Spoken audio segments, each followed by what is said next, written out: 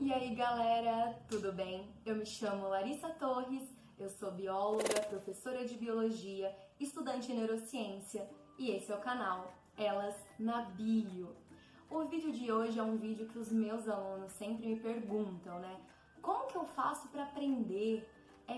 Como que eu faço para estudar? Existe um chip que eu posso colocar? Então, assim, infelizmente, não existe uma pílula milagrosa para fazer você aprender da noite pro dia. A aprendizagem é um processo lento e gradual. Porém, existem técnicas que podem auxiliar e aprimorar a aprendizagem dos alunos. A questão é o seguinte, né? A maioria dos alunos utilizam técnicas que são ineficientes, técnicas que talvez possam até atrapalhar o desempenho do aluno. E técnicas que realmente são eficientes são pouco aplicadas tanto pelos professores quanto pelos alunos. Mas Larissa, por que isso acontece? Isso acontece porque existe um mar de técnicas de aprendizagem. Então, para os professores peneirarem esse mar, né, para os alunos peneirarem esse mar de técnicas, é complicado sem base científica. Então, vai muito no boca a boca. Ah, eu fiz, estudei dessa maneira. Ah, então eu vou, né, o colega fala pro outro. Estudei dessa maneira e me ajudou. E você acaba passando as técnicas, então, de uma forma mais subjetiva, né? Então, deu certo pra mim. Mas o quão isso realmente é efetivo. Então, nesse vídeo, o intuito dele é mostrar um pouquinho de técnicas que realmente serão efetivas na aprendizagem de um aluno, baseado num artigo de revisão, né, um artigo de revisão de técnicas de aprendizagem, publicado em 2013. Ele foi, né, o primeiro autor desse trabalho, então, John Dulosky, que ele é um professor da universidade, né, de Kent State University, nos Estados Unidos. Então ele publicou esse artigo em 2013. Ele estudou vários artigos para fazer um compilado para conseguir chegar a algumas conclusões sobre as técnicas de aprendizagem. Esse artigo ele é um artigo generalizado, então a gente não vai trabalhar com alunos com limitações especiais. Então é um artigo mais geral. Pode ser que eu fale de uma técnica que você não tenha tanto domínio, então não se preocupe porque cada um tem as suas limitações e a sua bagagem pessoal. Então lembrem-se disso antes de começar esse vídeo, beleza? Então, a partir dessa introduçãozinha, vamos entender qual é a primeira técnica que eles avaliaram nesse artigo? Então vem comigo. A primeira técnica é o interrogatório elaborado. Após você ler e estudar algum conteúdo, você pode fazer perguntas sobre ele. Então, mas como que isso é possível? Por que isso acontece? Será que isso faz sentido realmente? Então, por exemplo, eu acabei de aprender que as hemácias transportam oxigênio. Né? Vou puxar aqui pro meu lado de biologia, gente. Mas por que ela transporta oxigênio? Como que ela transporta? Isso faz sentido, a hemácia transportar? Pessoas, após o estudo de algum conteúdo, é da natureza humana a curiosidade.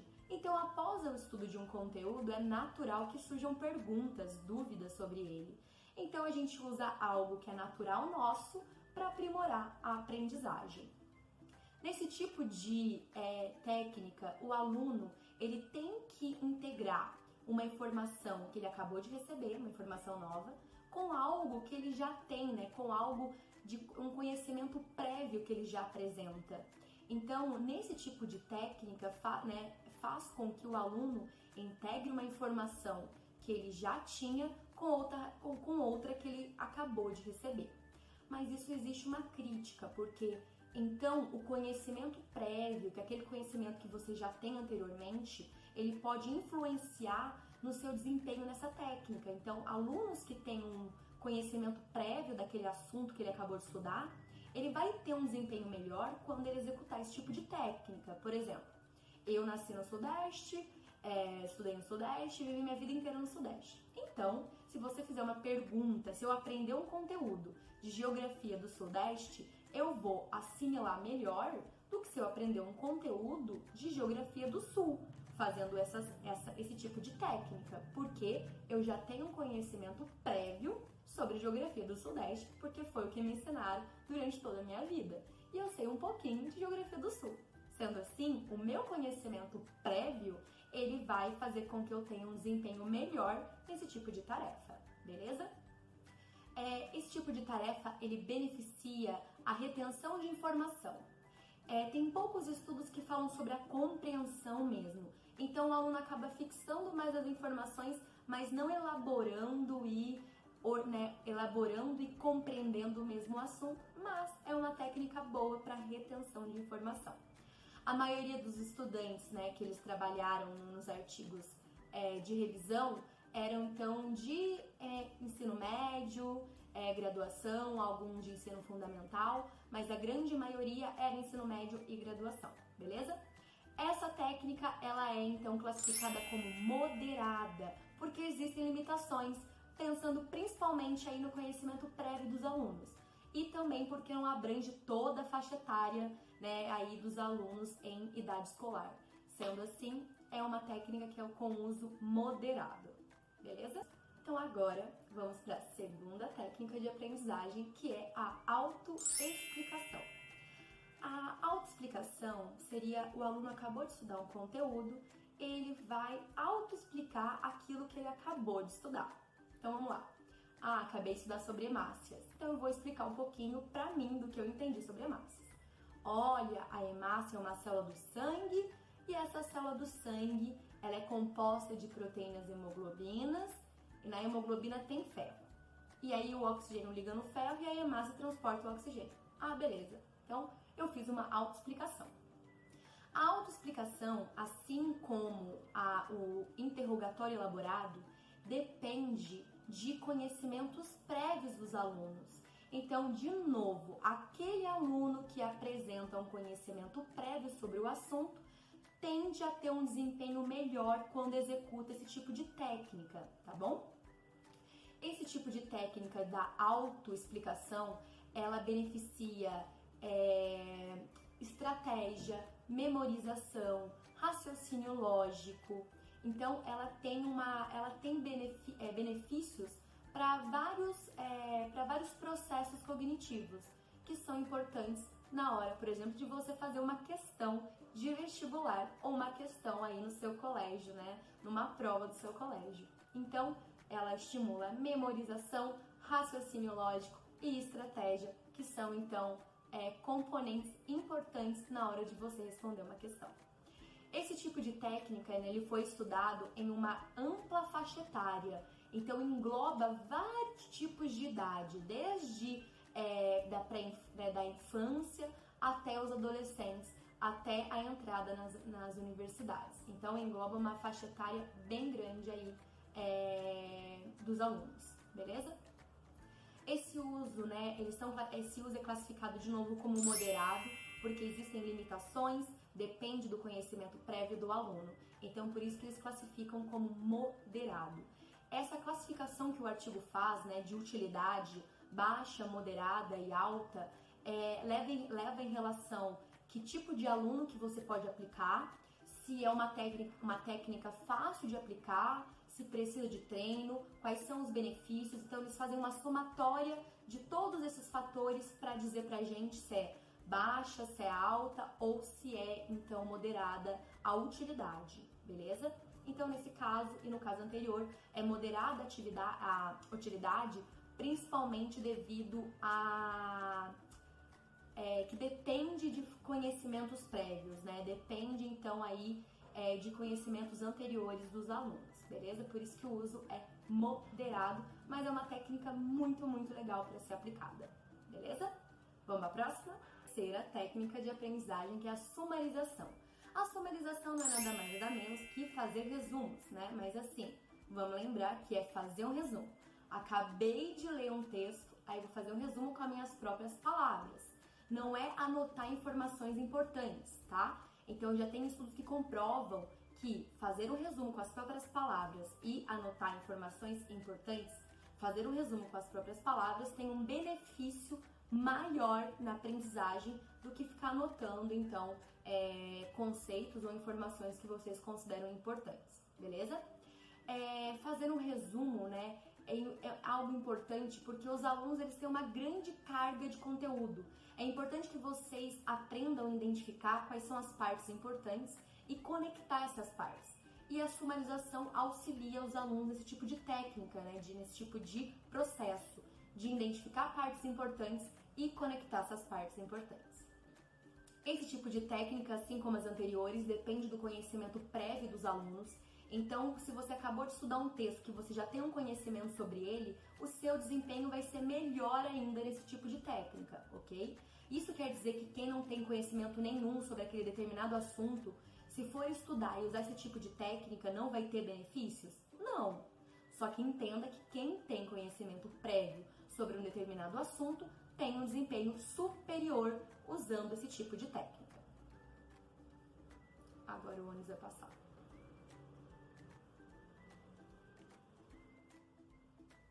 Passou. Ajuda então a encontrar pontos importantes num texto, ajuda a elaborar e organizar conceitos e também auxilia na metacognição dos alunos. A metacognição é aprender sobre aprender, beleza? E que tipo de aluno que esses estudos levaram em consideração?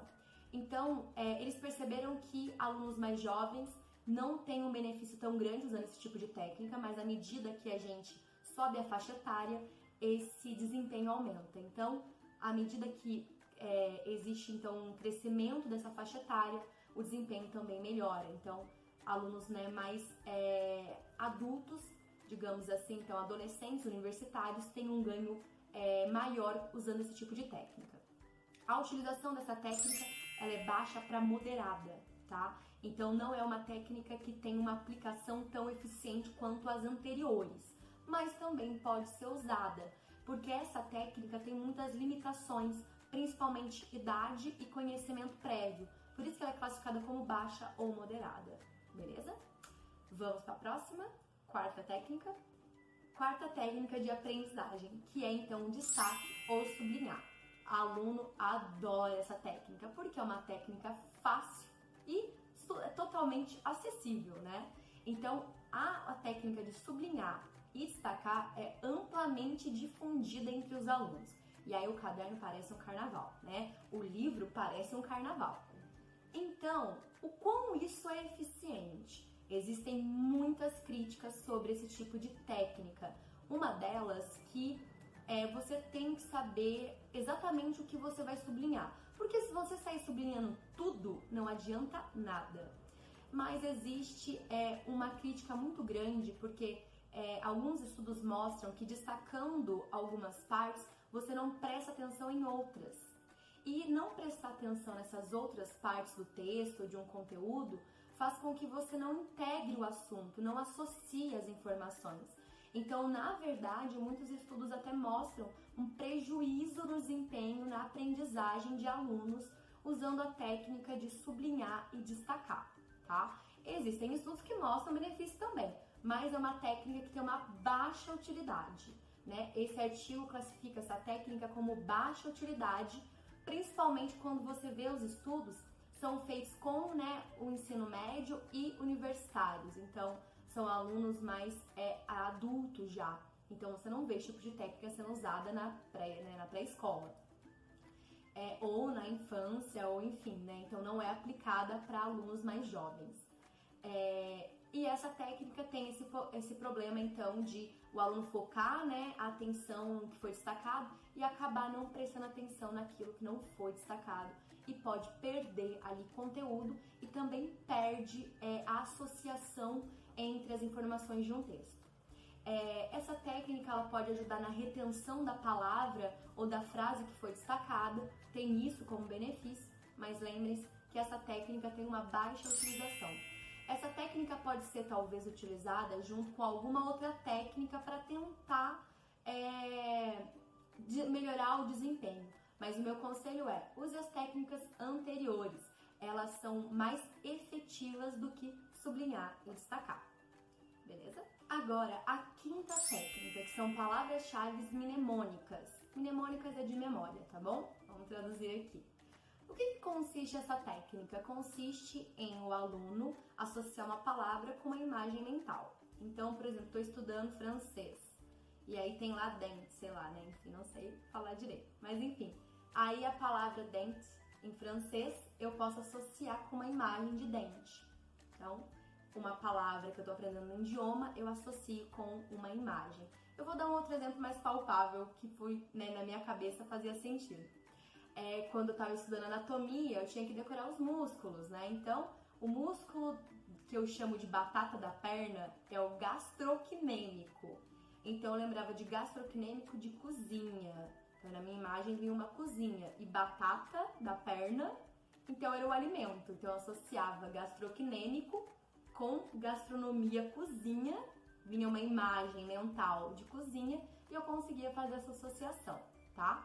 Então, palavras-chave mnemônicas é o aluno associar uma palavra com uma imagem mental.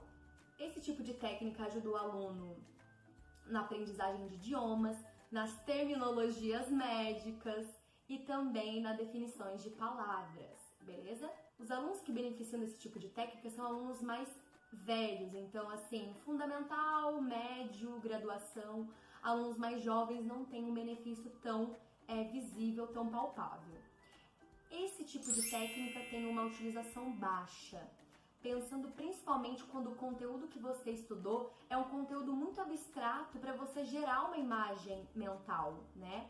E também porque esse tipo de técnica não abraça todas as faixas etárias. Então, por isso que a utilização é uma utilização baixa. Então agora vamos para a sexta técnica de aprendizagem, que é o uso de imagens na compreensão de um texto. Primeira coisa, o aluno lê um parágrafo e ele imagina mentalmente aquele parágrafo. Então vamos supor que eu li assim: as hemácias são células sanguíneas as quais transportam o oxigênio porque apresentam hemoglobina em seu citoplasma. Eu vou gerar uma imagem mental de uma hemácia com hemoglobina transportando o oxigênio. Mas existe um problema. Larissa, e se eu nunca vi uma hemoglobina antes? Como que eu vou imaginar essa hemoglobina?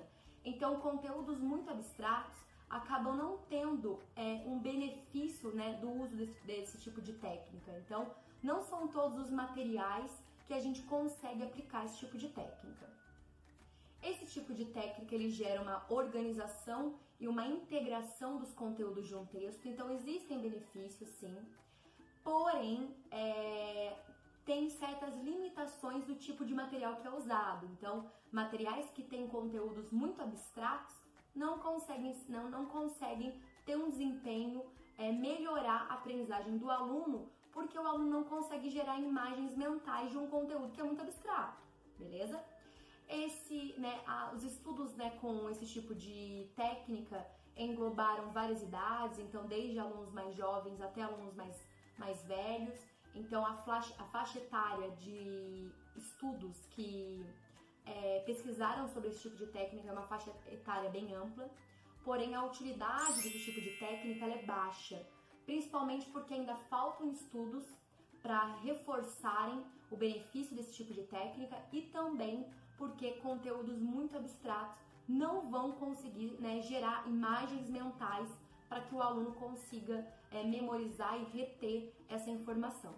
Então agora vamos para a sétima técnica de aprendizagem, que é reler, que é uma coisa amplamente difundida entre os alunos, todo mundo faz antes da prova do vestibular, antes da prova do colégio, mas quão isso é efetivo, né? Aliás, e não só ler antes da prova, né? Logicamente, é que a gente tem mania de fazer isso. Mas, né, reler esse conteúdo, enfim, ao longo dos meses, ao longo dos dias que ele foi dado. A técnica de reler depende muito das habilidades individuais de cada aluno e também do nível de conhecimento de cada aluno.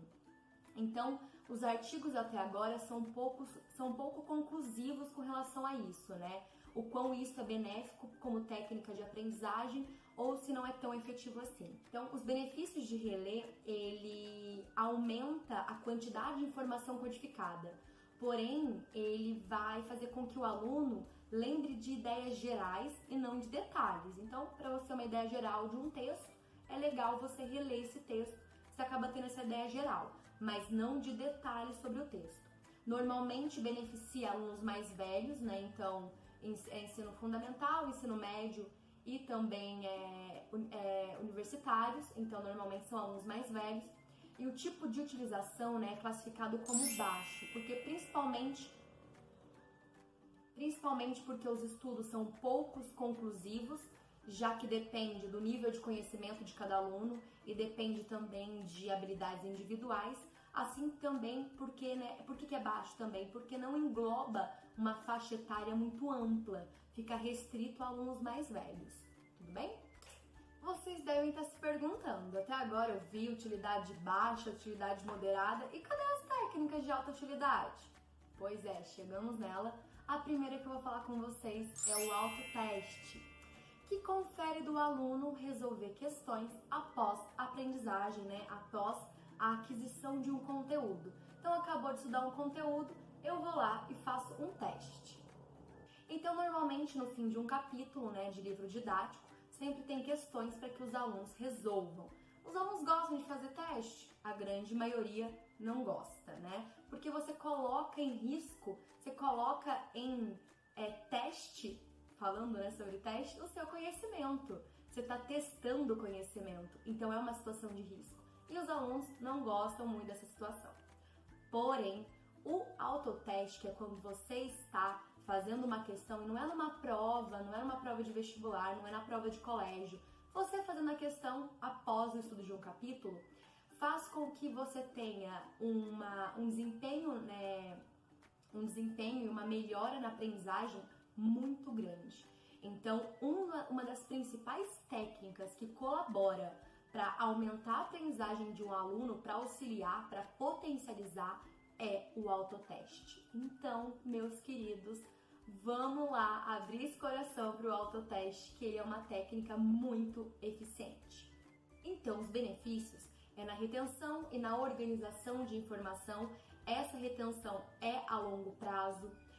Flexibilidade cognitiva, ajuda o aluno a ter flexibilidade cognitiva, ajuda o aluno a integrar informações que ele já tem com as novas informações. Todas as faixas etárias são beneficiadas por esse tipo de técnica.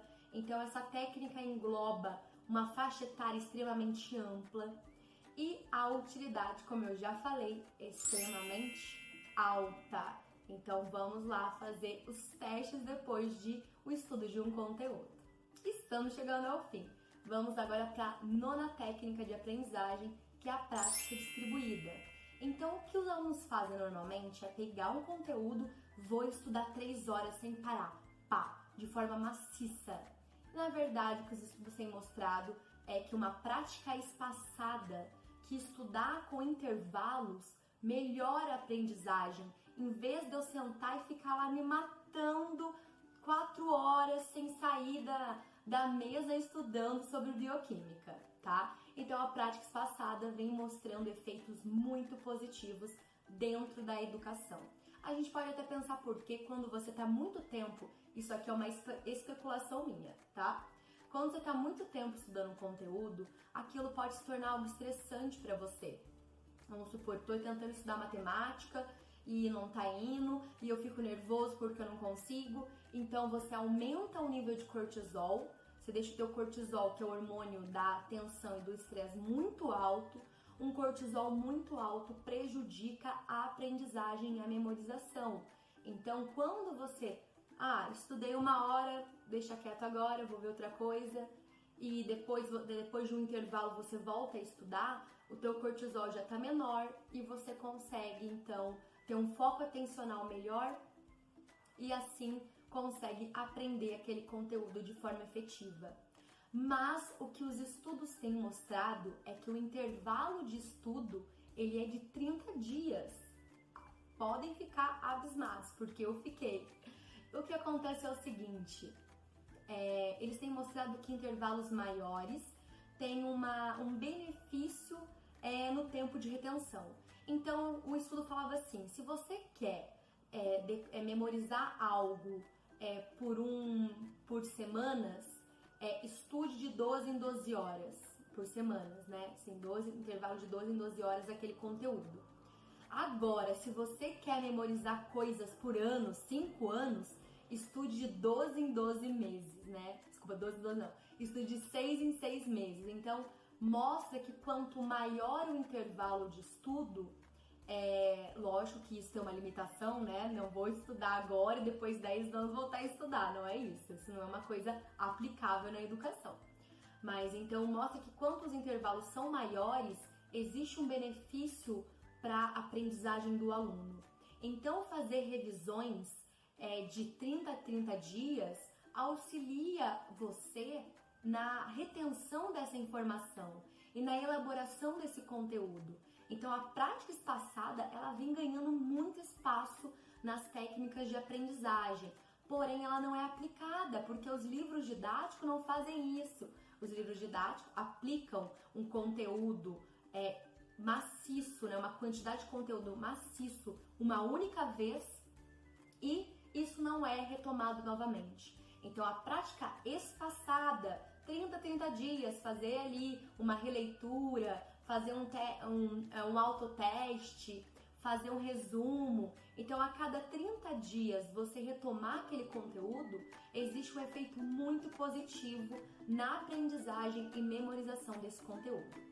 A partir dos 3 anos de idade já pode ser utilizada essa técnica até alunos universitários e a utilidade é alta. Então é uma técnica muito importante e muito efetiva na aprendizagem dos alunos. Então chegamos agora na última técnica de aprendizagem, que é a prática intercalada. A prática intercalada, ela tem ganhado muito espaço na parte de educação. Nós estamos acostumados a estudar em blocos. Primeiro eu estudo tudo sobre bioquímica, depois eu estudo citologia. Então, assim que a gente está estudando em blocos. A prática intercalada, ela quebra essa lógica. Então, em vez de estudar em blocos, eu vou intercalar assuntos e conteúdos. Então, por exemplo, quando a gente pensa num exemplo que foi dado no artigo, os pianistas primeiro aprendem escala e depois aprendem acordes. Então, primeiro eles aprendem tudo sobre escala e depois eles aprendem tudo sobre acordes. Foi um estudo em blocos. Só que eles perceberam que quando eles colocavam escalas e acordes na mesma aula, o desempenho dos alunos era melhor. Então, essa técnica de prática intercalada, ela auxilia muito no desempenho dos alunos em um determinado conteúdo. Então vamos supor assim, eu estou estudando bioquímica, né? Então estou estudando carboidrato, lipídio, proteína, ácido nucleico. E eu vou estudar agora junto o sistema digestório, que é como quebram essas partículas. Será que esse tipo de prática melhoraria a aprendizagem? Provavelmente sim. É o que os estudos têm mostrado, que esse tipo de prática ele é fundamental no desempenho dos alunos. Então, os benefícios desse tipo de prática. O legal de você colocar assuntos um do lado do outro, que o aluno consegue ver a diferença entre eles e encontrar uma melhor solução para aqueles problemas. Então, quando eu coloco 2 problemas um do lado do outro, em que o aluno consegue identificar a diferença entre eles, ele consegue então dar a solução mais adequada para cada tipo de problema. Esse tipo de técnica ele pode ser usado para qualquer faixa etária, porém tem uma utilidade ainda baixa, porque depende de conhecimentos prévios que aquele aluno traz e também depende da habilidade que esse aluno tem. Então depende do nível de habilidade que o aluno apresenta e também de conhecimentos prévios desse assunto. Então, para finalizar aqui, para eu concluir, eu peguei uma frase do artigo que fala assim: existe uma suposição esmagadora em nosso sistema educacional de que o mais importante a ser entregue aos estudantes é o conteúdo. Então, os estudantes eles recebem um tsunami de informações, de conteúdos, e que muitas vezes os professores e o nosso sistema educacional não permite que as habilidades e competências sejam desenvolvidas. É importante passar conteúdo, mas o mais importante é a gente desenvolver habilidades e competências dos nossos alunos para que eles consigam resolver os problemas tanto educacionais, os problemas relacionados ao conteúdo em si, mas também os problemas que eles vão encontrar no dia a dia, Essa, na verdade, que seria a função da educação. Muito obrigada por vocês terem chegado até o final. Por favor, quem puder, curte, deixa comentários positivos e negativos, falem próximos temas que vocês gostariam de ver aqui no canal. Muito obrigada e até!